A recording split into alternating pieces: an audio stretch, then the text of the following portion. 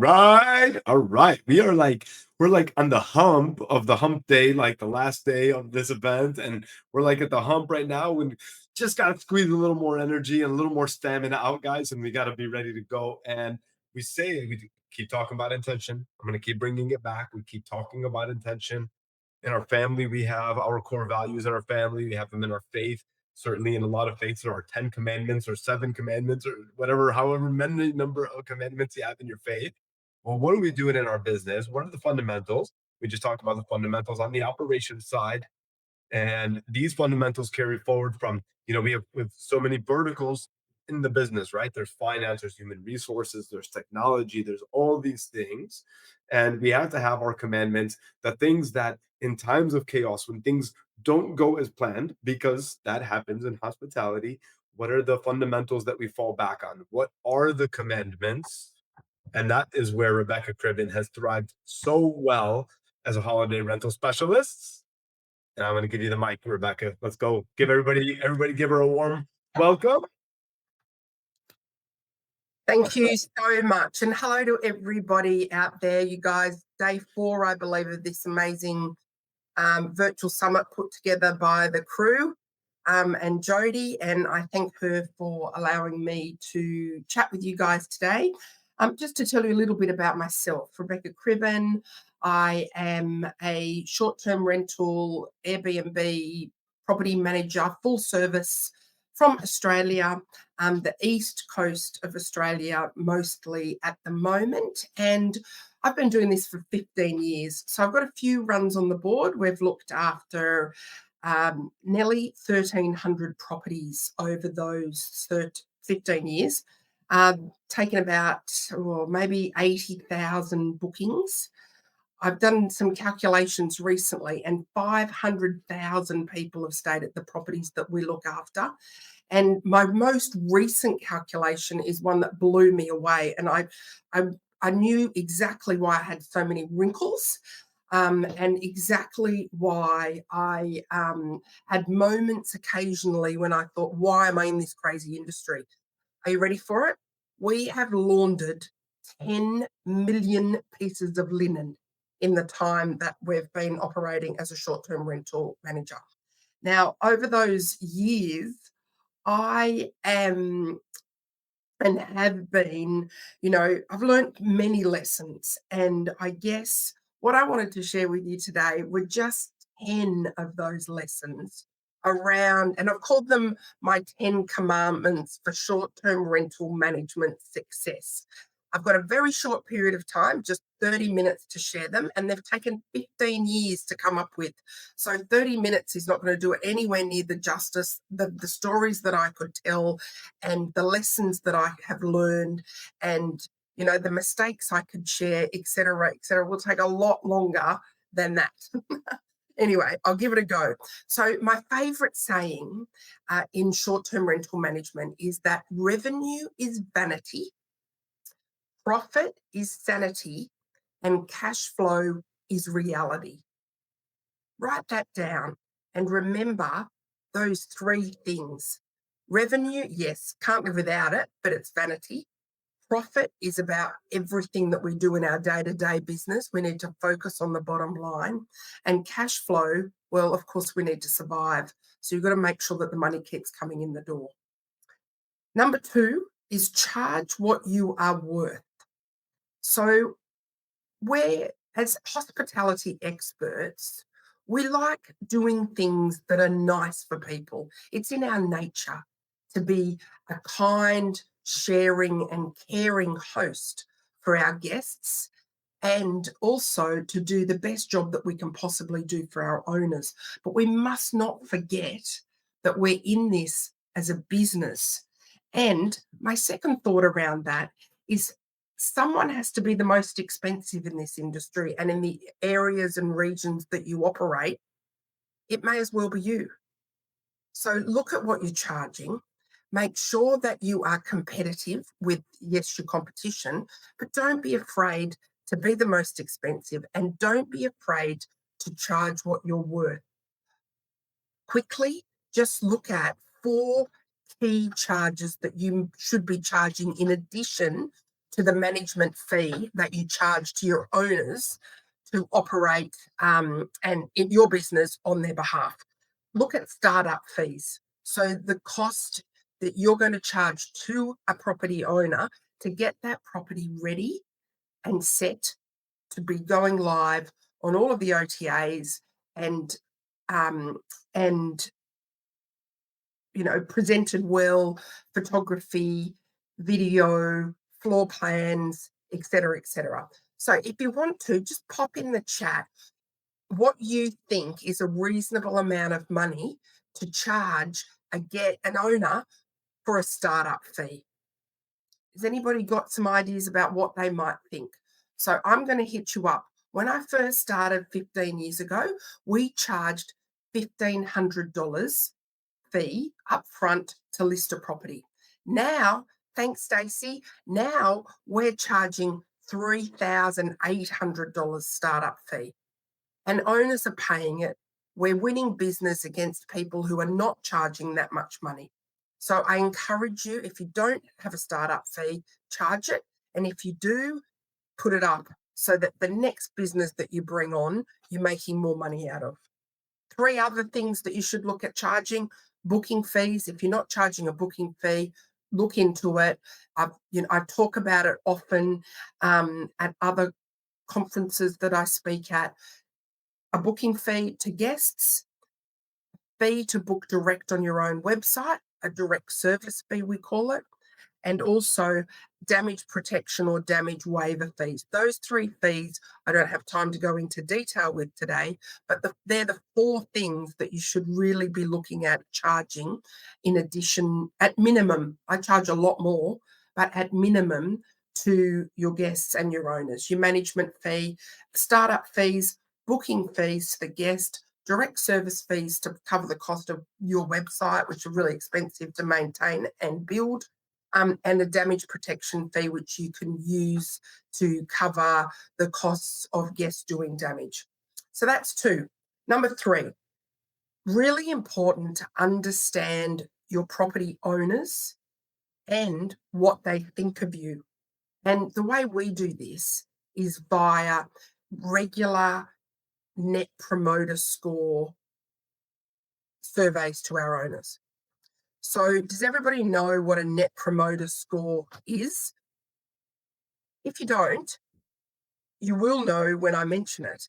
It's when you get the calls from companies, or a text from a company, or an email, and they say, on a scale of 0 to 10, how likely are you to refer, excuse me, to refer your friends, family, or colleagues to, let's say in this case, holiday rental specialists? So we ask our owners that question, and we ask it regularly, and they give us a score on a scale of 0 to 10. And then we know how they feel about us. And accordingly, we can look after them differently. We can concentrate on fixing the problems. We can dig deeper if we know there's a problem. If they're, if they're a, 7, 8, 9, or 10, we know they're relatively happy with us. We might be looking to them to offer us a testimonial to help us with building our business out or scaling. But knowing how they feel about you and whether they're happy with your service is a really important place to start in, I guess, segmenting the owners, understanding, what you need to do to shore up their satisfaction, and in the end, manage and minimize the churn. Because in short-term rental management, churn is very costly and getting new business is very costly. So we need to focus on keeping our owners that we've worked really hard to get, and the properties that we've worked really hard to get, by shoring up their satisfaction. It's a really good way to get a guide on how they're feeling about you. And from that is my 4th commandment, which is create an at-risk owner program and an at-risk listing program. So if an owner in our business comes in with a Net Promoter Score of between 0 and 6, they're automatically transferred to our at-risk owner program, and we treat them differently because we know we're at risk of losing their business. So we step it up. We do things like inspect the property before they stay rather than before the guests stay. We don't inspect every property every time. We couldn't possibly, looking after 400 properties that we look after right now, and they're all individual houses, a reasonable distance away from each other. So we do that. We stay in contact with them regularly. We do the NPS survey every 3 months instead of every 6 months. We have a dedicated at-risk owner liaison team member whose job it is to turn that owner around, to turn them from a 0 to 6 to a 7, 8, 9, or 10. And we also have an at-risk listing program. So as you will well be aware, Airbnb especially now, but also I'm sure that Booking.com and Vrbo won't be far behind them. They are being very critical of listings that aren't up to the expectation or standard, and where there's reviews that haven't been satisfactory. And we're not always in control of those things. I'm well aware of that. But we now have an at-risk listing program. So if a listing has had a bad review, or it's not performing as well as we would have liked it to, or it's come up on the flagged Airbnb list that it's causing us some sort of problem, we will actually add it to the at-risk listing program. And then, just like our at-risk owner program, we have a checklist and a process, like the boys were talking about previously, around how to deal with that listing or how to deal with that owner. Next is analyze data around which properties make you money and which properties cost you time and money. Because despite the fact that it's great to get listings, not all listings are good, and not all good listings are good for our reputation. Not all listings are good for our team, and analyzing that data and understanding whether a property or a listing or an owner is profitable to your business is a really good place to start. And then you've actually got the tools that you need to make decisions around whether the listing is actually worth keeping if there are major issues. And don't be afraid to let them go. Break up. Don't be afraid to break up if it really is not, if your time could be better invested elsewhere. Yes, it would return on your time. Absolutely. So that's 5. Moving on to 6. So quality setup, styling, photography, presentation are the key to standing out from the crowd.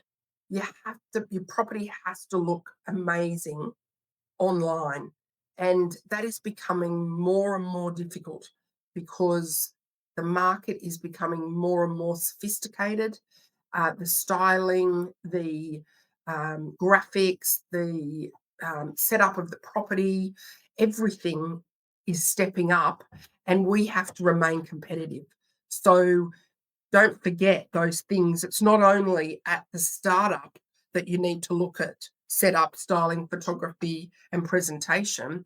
It's throughout the listing. And of course, when a listing becomes at risk, or an owner becomes at risk, we instantly go back and look at that quality of the way that the property looks online as one of the first steps to actually turn it around. And you have to do that regularly. And we do forget, because we get focused on bringing on new listings, and we forget that the older ones are now competing with the newer ones, and the newer ones often look better. So keep an eye on that. Keep an eye on the way that your properties present to guests on Airbnb. Get someone to have a look at it for you, and and just tell you critically, and don't take it personally. I'm really I guess I'm a bit harsh when it comes to how properties are set up and how they look online, but it's not to hurt someone's feelings, but it's turn the business around and make sure that it's as profitable as it can be for both the short-term rental manager and the property owner, and for the guest when they arrive, of course, because it needs to look good online, but it can't look too good because when they arrive, they're disappointed. So that can cause problems too. Um, Next, and moving on, I feel like I'm going so quick, but I know that I've only got 30 minutes, so I'm sharing a blurb with you guys. Hopefully, you can go back and listen to again, or maybe at some stage we'll see each other again and we can break down a few of these topics into something that's a bit more meaty. Consistency around housekeeping. So by housekeeping, I mean cleaning, linens, and supplies at the property, and regular maintenance, of course. So consistency around housekeeping and regular maintenance really are key to helping create a five-star guest experience. And the teams earlier have spoken about, communicating with guests. I'm not going there today, but I'm talking about making sure that every property that you look after, you set a consistent standard around housekeeping and maintenance. We as a team at Holiday Rental Specialists have taken 15 years to create our housekeeping checklist, and it constantly gets upgraded and changed and the like. We're doing things to stand out from the crowd and create a better experience around linen. So we have fitted sheets, we have a top sheet, we have a duvet or quilt cover, we have 2 pillows per sleeping position. We leave extra towels for the guests. We have 2 bath mats because a lot of people stay longer and the bath mats get, dirty quickly or wet quickly and need to be reused. We have a solid list of supplies that we provide at the property, all of course unopened and not left from a previous guest, but a list that we ensure that our housekeepers actually have available for every guest, and we put it in our listing and our arrival. There's nothing worse than going to stay at a short-term rental property, arriving at the property, going to the shops, buying all your food and getting ready to cook it, and then realizing you have to buy a whole container of salt, a whole container of pepper, and some sort of oil to cook everything with. And if we want to continue to stand out from the crowd as far as hotels and service departments are concerned, we have to get some consistency. And I believe that there needs to be consistency across the whole of the industry, but it's a good place to start is with your property so that your guests know that if they choose to stay at a holiday rental specialist property in one area and they loved their stay and it was 5-star experience for them, they can then go to another holiday rental specialist property and enjoy the same consistent experience. And that wins, return guests, that wins great reviews, and helps you genuinely to scale your business. Moving on, recruit the best, set them up for success, be a coach and delegate to them. So 15 years, I still haven't been able to work out how to do that.